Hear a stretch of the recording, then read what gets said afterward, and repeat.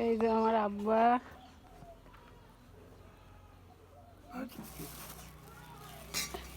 এই যে আব্বার জন্য খাবার নিয়ে এসেছি আমার আব্বার জন্য।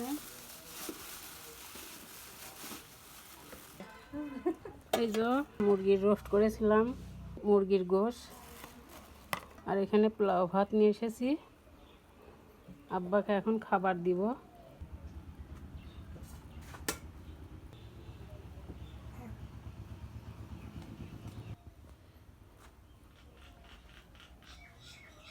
আব্বা নিজে নিজেই খেতে পারে, মাছের কাঁটা বেছে খায়, সব কিছু বেছে খেতে পারে।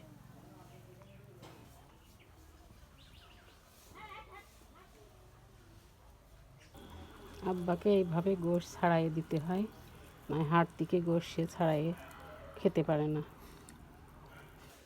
আব্বার খাওয়া হয়ে গেল। খাওয়ার শেষে মিষ্টি দিয়েছি, মিষ্টি খাচ্ছে আব্বা। আব্বার খাওয়া হয়ে গেছে সব শেষে, এখন আব্বাকে কেলেমন দিব।